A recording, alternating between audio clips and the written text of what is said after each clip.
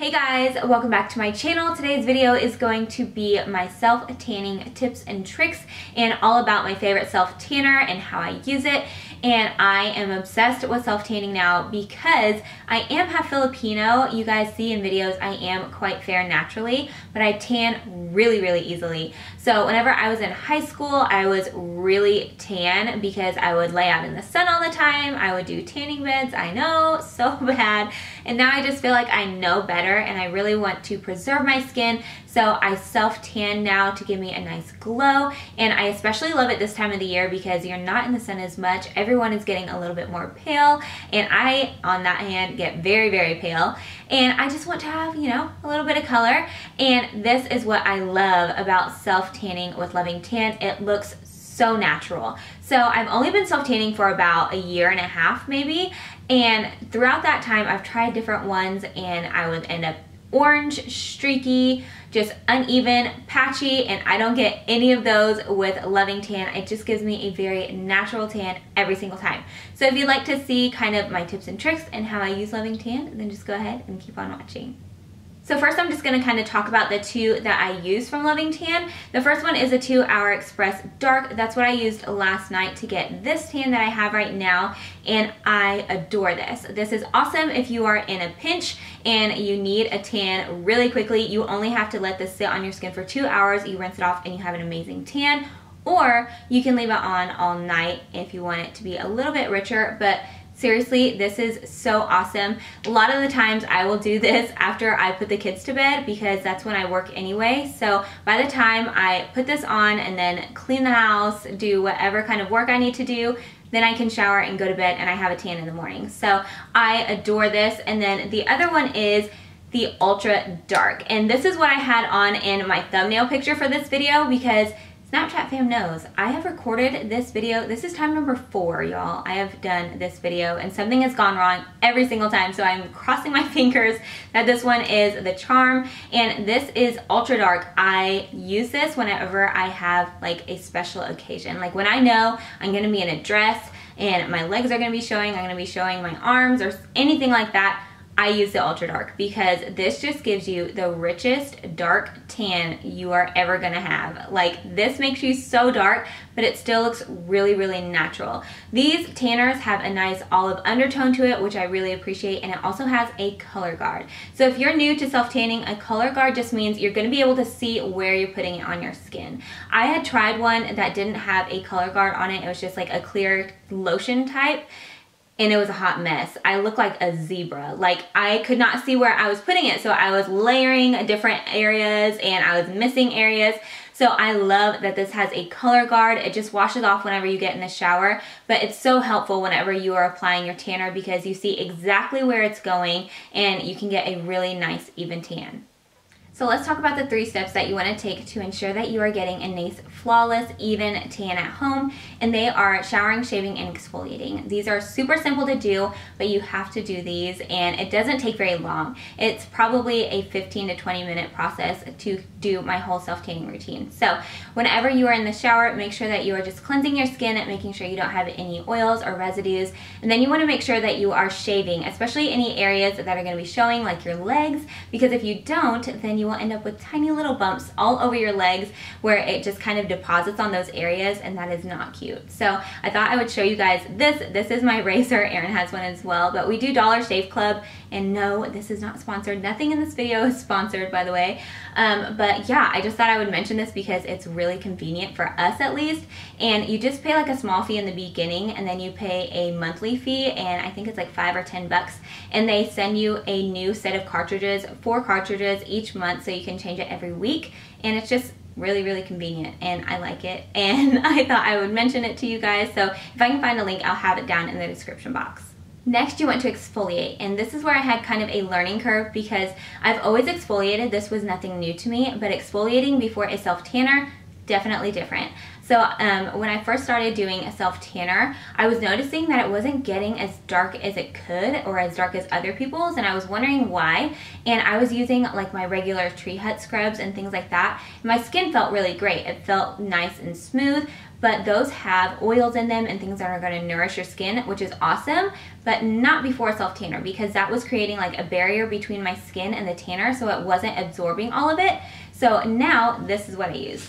I use raw Turbinado cane sugar, and this stuff is intense. It is just plain old sugar. You get it in like the baking aisle, but this just takes off any dead skin that you have. It just exfoliates. This is the best exfoliator that I have. It's super intense though, so if you have sensitive skin, maybe get the one that's a little bit more finely ground, but I love this. I love using this, and I also will focus a little bit more on my elbows and my knees, any kind of dry areas. You want to really focus on those, because if you have dry patches on your skin, your tanner is just going to adhere to those areas, and then it's going to have like dark patches there. So I love using this, and it's super cheap. This is probably the cheapest exfoliator you're going to find, because I think this box is like $6.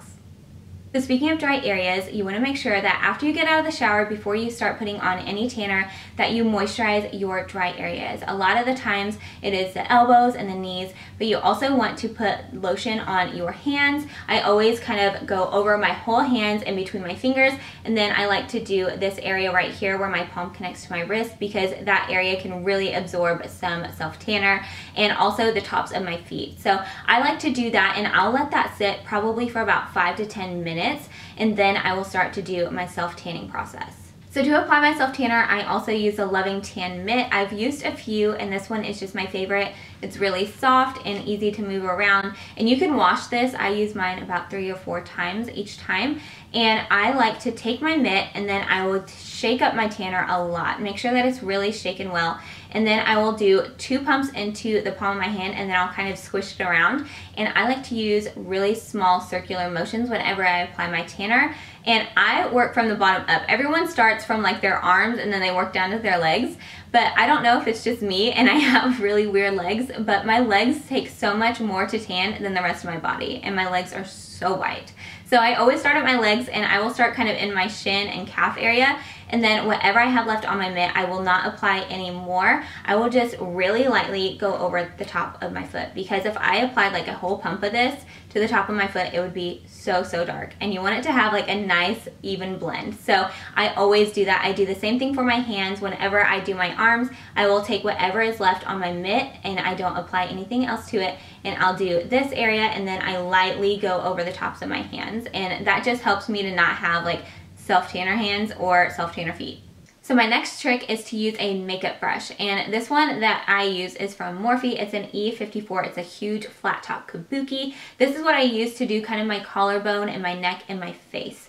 And I also do my own back, let me just say that, and I don't use like a weird contraption. I just do it myself, because either I'm by myself, which is most of the time, or if I ask Aaron to do it, he hates to tan my back, so I just do it myself.